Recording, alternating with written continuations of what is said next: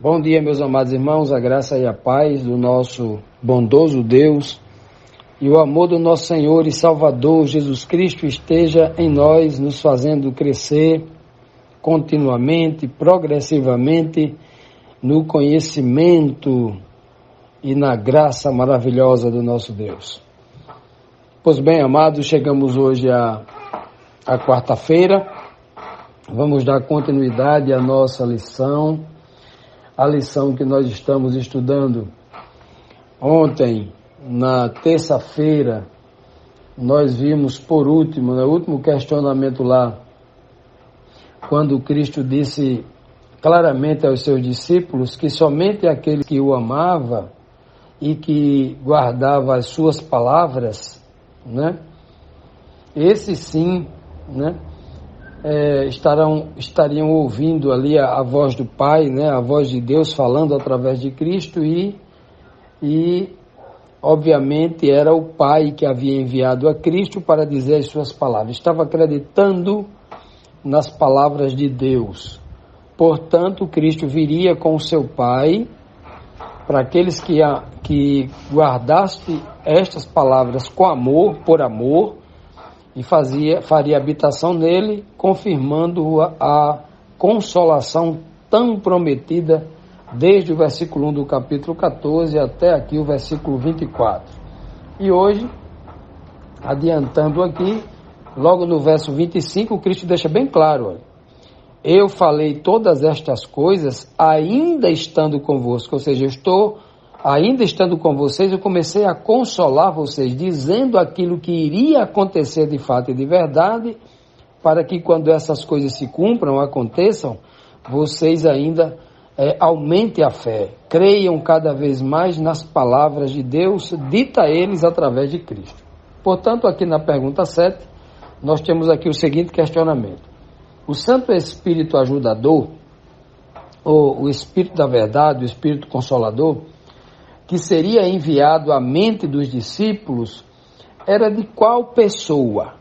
Qual a origem desse Espírito? Iria sair de qual pessoa, né?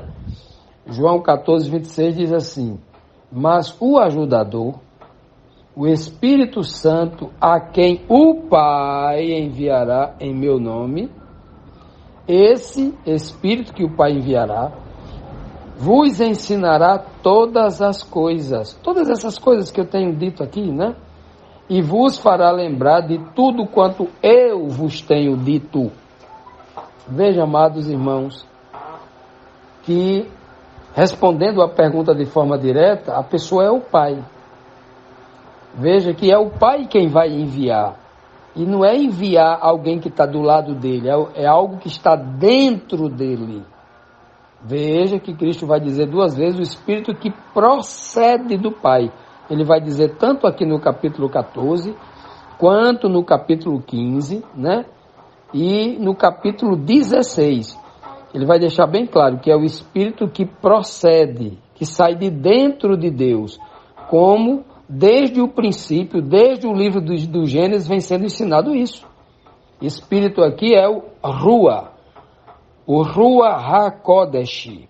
Rua quer dizer o sopro de Deus, o vento que sai de dentro de Deus, a respiração de Deus, né? É aquilo que procede do Pai, procede de Deus. Então, quem é essa pessoa? De onde procede o Espírito? O Pai. Por que Cristo diz que esse Espírito vai ser enviado em seu nome? Nome aqui vinculado por causa de Cristo, por causa da sua reputação. Nome é aquilo que se constrói através daquilo que eu faço, de uma construção, de uma reputação. Então, por causa da obra que Cristo fez na terra, é que o Pai enviaria o Espírito Santo como um grande prêmio, como uma grande bênção, como uma grande recompensa, uma grande dádiva aos seres humanos só por causa da vitória de Cristo na cruz do Calvário. Nome, reputação, aquilo que Cristo construiu, aquilo que Cristo fez para salvar a humanidade.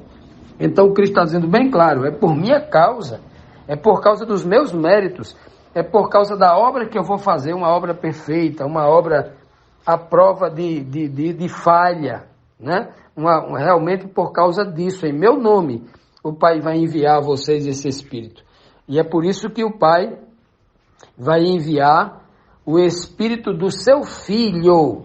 Olha que coisa linda, né? O Pai primeiro dá o Espírito ao Filho. Está lá no livro de Atos, capítulo 2, versículo 33, é importante que você leia esse verso para compreender melhor.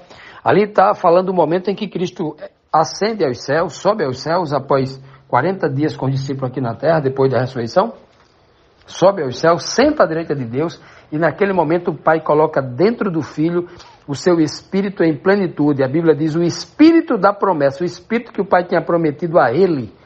A plenitude da divindade, a plenitude espiritual é colocada em Cristo naquele momento que ele se senta à direita do Pai.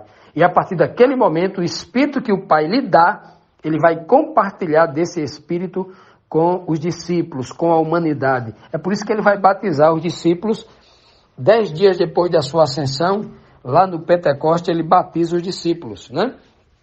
É esse Espírito que é dado aos discípulos, o Espírito que procede do Pai, mas que foi colocado em Cristo, e que Cristo, em seu nome, batiza ali, né? Enviado, o Pai envia no nome de Cristo esse Espírito, e esse Espírito de santidade, quando chega na mente dos discípulos, vai falar de quem? De si próprio, como se fosse uma pessoa distinta? Não. Ele vai falar de quem? De Cristo. Falar de tudo aquilo que Cristo vem ensinando. Porque só Cristo poderia concluir uma obra que ele ensinou. Então, tudo aquilo que Cristo está dizendo, ainda estando com eles, eles vão compreender depois, quando o Espírito de Cristo chegar na sua mente e interpretar com claridade, com perfeição, e fazendo-os entender tudo aquilo que Cristo disse antes de acontecer. Fará lembrar, né, como diz a Bíblia, que o Espírito faz lembrar de tudo aquilo que foi dito, que não foi compreendido, lembrar e compreender. Pois bem, olha que coisa maravilhosa, Cristo diz bem claro, tudo o que eu vos tenho dito. Aí você pode questionar, mas isso não poderia ser uma terceira pessoa que viria para ensinar o que Cristo tinha começado? Eu digo, pois é, o problema é que a gente não encontra isso nas Escrituras Sagradas. A gente encontra quem vindo? No livro de Atos, no livro de Gálatas, a gente encontra quem vindo? Se a gente lê, né, o que acontece quando Paulo, muitos anos depois, 4, 5 anos depois, da ascensão de Cristo estar à direita do Pai, de Cristo já ter batizado os apóstolos com o Espírito Santo, Paulo pega a carta com o sumo sacerdote e vai lá em direção a Damasco para prender cristão, para jogar na prisão, para bater, para machucar, para torturar, né? E Paulo era um perseguidor ferrenho, né? O Saulo, né? Era um perseguidor ferrenho dos desafetos do Sinédrio, dos judeus lá em Jerusalém, era um perseguidor ferrenho. E a caminho de Damasco, uma luz gloriosa, né, derruba ele no chão, e aquela voz diz, né, para ele, Saulo, Saulo, por que você está me perseguindo? Saulo, assustado, diz, quem és tu, Senhor? A voz não diz assim, ó, se fosse uma terceira pessoa que estivesse aqui no lugar de Cristo, diria, eu sou o Espírito Santo a quem tu persegues. Essa pessoa não estava aqui, não. A pessoa que estava aqui continuava, que disse, eu estarei convosco para sempre, voltarei para vós, onde tiver 2 ou 3, eu estou no meio de vós. Foi a pessoa do Senhor Jesus, o grande Consolador. Ele quem diz, ó, Saulo, Saulo, né? Eu sou Jesus, o Nazareno, a quem tu persegues. Não era uma terceira pessoa, não. Percebe? Era a pessoa do próprio Jesus e não uma terceira pessoa. Quem sempre esteve aqui, depois da ressurreição, aquela conversa inventada na Idade Média, não, Jesus tinha que subir para o céu, porque Jesus não subisse para estar lá no céu, a terceira pessoa não viria para ficar aqui no lugar dele. Que terceira pessoa é essa que a gente não vê? Quem está aqui é Cristo. Paulo vai dizer claramente a uma das igrejas, né? Esse Espírito Santo que você está vendo aí não é outra pessoa, não, é o próprio Senhor Jesus. O Espírito é o Senhor, ele diz com todas as letras. Quando eles pensavam ir de Mísia para Bitínia, a Bíblia diz bem claro, e o Espírito de Cristo os impediu. Não era outra pessoa, não. A Bíblia não diz. E a pessoa do Espírito Santo o impediu, colocou a mão no peito do não, daqui você não passa, não. Foi Cristo quem fazia isso. A Bíblia não diz que o Espírito Santo é o cabeça da igreja, ou seja, o cabeça, quem controla a igreja, quem diz quem vai para onde, quem fica para onde, quem batiza, quem controla, quem administra, a cabeça faz tudo isso. A cabeça é quem controla o corpo da igreja. E o cabeça é Cristo, o cabeça não é o Espírito Santo. Cabeça, razão, cérebro, mente, é Cristo, não é dessa igreja espiritual, desse corpo espiritual. Cristo é a mente, Cristo é a razão, ele é quem conduz a igreja, não uma outra pessoa. Não há bases escriturísticas para essa ideia. E Cristo está do capítulo 14 aqui, quando a gente lê, examina verso por verso, com toda a responsabilidade, a gente vai enxergar isso. Continuando, amados, vamos aqui para a próxima pergunta, a pergunta agora de número 8, que nos traz aqui mais um questionamento, que diz assim: por que esse Espírito era em nome de Jesus e faria a obra de Jesus, conforme a gente viu no texto anterior, né? E não seria o Espírito de outra pessoa e fazendo a sua própria obra, né? Porque se fosse outra pessoa, iria fazer o seu ministério, a sua obra. Mas aqui a obra é a obra de Cristo, né? Vamos ver. No livro de Gálatas, capítulo 4, nós já mencionamos esse verso aqui algumas vezes, e é importante meditá-lo nele aqui novamente, para que haja embasamento bíblico sempre olhar para esse verso como um princípio, né? Uma informação principiológica importante, para que as pessoas não digam que Deus enviou outra coisa, porque Cristo promete aqui no capítulo 14, que o Espírito que procede do Pai, que seria enviado da pessoa do próprio Pai, que passaria por Cristo antes de chegar a nós temos que entender isso, porque o texto aqui é claríssimo, ele é cristalino. Ele é um texto que, se ele não existisse, nós teríamos dificuldade para explicar como foi que veio, como foi que o Pai enviou o Espírito Santo, através de quem, e como, por quê. Né? Mas o verso é claro, diz assim: e por que vocês, seus filhos, ou seja, e por que vocês se tornaram filhos de Deus através da pregação dos apóstolos? Isso é Paulo escrevendo à igreja da Galácia, né? Ele está falando aos cristãos que estavam lá na Galácia. E por que vocês se tornaram filhos, assim como os apóstolos, que se tornou filho de Deus no momento em que Deus colocou neles o seu Espírito? Lembra? Olha que tipologia linda. Quando Jesus Cristo saiu do Rio Jordão e recebeu o Espírito do Pai sobre ele, depois que o Pai derramou o Espírito sobre ele, desceu do céu com uma luz parecendo uma pomba branca, né? E pousa na mente de Cristo, batizando ali, selando ali Cristo com o Espírito Santo, batizando a sua mente com o Espírito Santo. Ali o Pai disse pela primeira vez, desde que ele tinha nascido de Maria: tu és meu filho amado este é o meu filho amado em quem me comprazo. O Pai, é como se o Pai dissesse: a partir de agora você é meu filho. Cristo era filho antes de Deus? Era filho de Deus, sim. Deus estava trabalhando no seu coração desde sempre, mas ali ele sela, concedendo uma porção dobrada do Espírito Santo ali, naquele momento em que ele sai das águas do Jordão.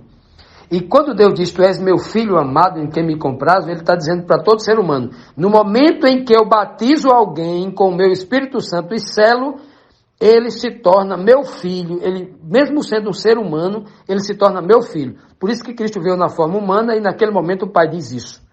Então, quando os 11 apóstolos ali, né, os 12 discípulos que estavam ali, Matias no lugar de Judas, estavam ali no Pentecoste, quando eles foram batizados com o Espírito Santo, eles se tornaram filhos de Deus, espiritualmente falando.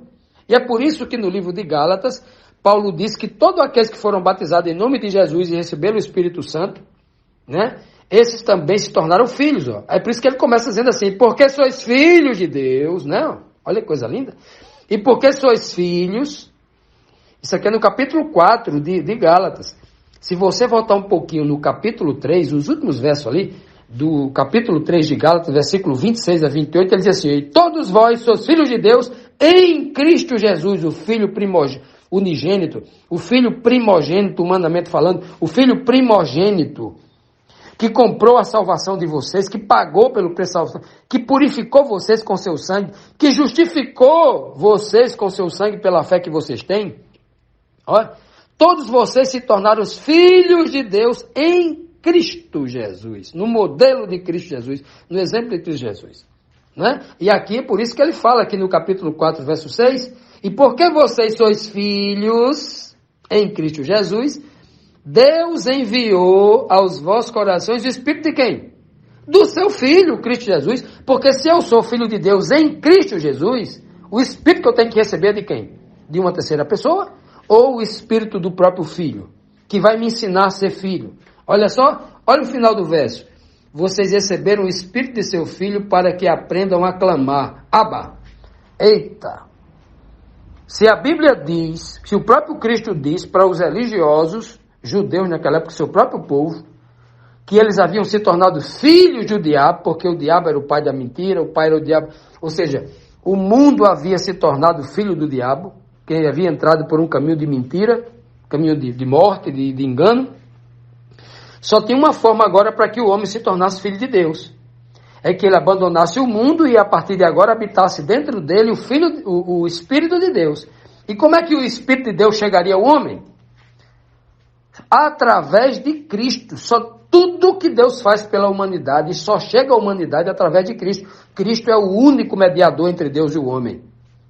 Jesus Cristo, o homem, está lá em 1 Timóteo 2,5. Está lá. Então, tudo que Deus manda para a humanidade chega à humanidade através de Cristo. E tudo que a humanidade quer com Deus, quer uma oração que chegue até Deus, uma intercessão, um pedido, tudo chega a Deus através de Cristo. Cristo é uma ponte de dupla via. Deus não pode tocar diretamente a humanidade para não consumi-la. Ele faz tudo através de Cristo. A humanidade não pode chegar até Deus diretamente para que não seja consumido. Tudo ele faz através de Cristo. Cristo é uma ponte de dupla via. Eu só chego a Deus por Cristo e Deus só chega a mim por Cristo. Até o momento em que os seres humanos sejam transformados no abrir e fechar de olhos, sejam purificados, santificados, aí sim, nesse momento, eles podem ver a Deus, tocar a Deus, falar com Deus, só a partir deste momento. É por isso que haverá na volta de Cristo, haverá uma transformação. O homem será transformado no abrir e fechar de olhos. O seu corpo corruptível, que vendo a glória de Deus se corrompe e morre, será revestido da incorruptibilidade. Um corpo incorruptível, que a glória de Deus não mais causará dano. Porque o homem agora será puro, purificado, restaurado plenamente. Que coisa linda, não é? Isso é maravilhoso demais. É o que está escrito para o retorno de Cristo. Então, quando o Espírito de Deus, que através de Cristo chega a nós, chamado de Espírito de Cristo, chega em nossa mente, nos batiza, nos sela, então neste momento nós somos de fato e de verdade filhos de Deus espiritual, embora estando ainda no corpo carnal, herança do homem pecador, mas torna-se filhos de Deus espiritual. E nesse momento, esse Espírito é quem vai nos ensinar do zero a dizer a palavra Abba. Abba quer dizer pai. Lembre que Abraão quer dizer pai excelso. Abba é pai em hebraico. Ok? Abba, pai. E como isso é lindo, né? Veja que quando o Espírito entra em nós, quando o Espírito nos batiza, quando Deus concede isso através de Cristo, a gente volta a ser uma criancinha. A gente inicia no reino de Deus, porque a primeira coisa que uma criancinha, as primeiras palavras que uma criancinha quando nasce diz é como? Papá, papá, não é? Aqui no português é papai ou pai, né? E como é que uma criança hebraica diz? É Abba, Abba, Abba, né? Se você perguntar aos hebreus, é assim que as primeiras palavras que a criança diz. Que coisa, né? Que coisa linda e maravilhosa é isso. É como se a palavra mais linda, Abba, é uma palavra que as pessoas, e essa palavra ensinada por Cristo, né? Quando veio aqui na terra, ele falava muito do Abba, né? É a palavra mais repetida na boca de Cristo no livro de João, Abba. Ou seja, Cristo veio aqui para nos transmitir o conhecimento do Pai. Ele quer que, como uma criança, a gente o conheça desde o nascimento. porque foi criado neste planeta com um padrasto, Satanás, maldoso, né? Torturador, abusador. E agora não, a gente vai ter um pai de verdade. E Deus nos dá a oportunidade de um nascimento do zero. Uma relação curando todos os traumas. E agora, como uma criança que tem um pai de verdade desde o seu nascimento, ele vai aprendendo a conhecer esse Deus, esse pai maravilhoso, e ele vai educando esse filho para que o filho seja igual ao filho primogênito, o filho perfeito, que ama a Deus porque conhece a Deus, que obedece a Deus em tudo, e aí sim começa a vida cristã. A vida cristã de verdade, né? Com um conhecimento pleno, o crescimento acelera quando o homem realmente recebe o Espírito de Deus na sua mente. E essa é a grande beleza, por isso que ele está dizendo que é muito melhor que ele vá, porque é muito melhor que o Espírito dele esteja na cabeça dos discípulos do que o corpo dele esteja do lado dos discípulos. É muito melhor que ele vá. Por isso que esse Espírito é chamado de Consolador. É uma consolação espiritual plena, é uma consolação espiritual perfeita. É tudo que nós precisamos.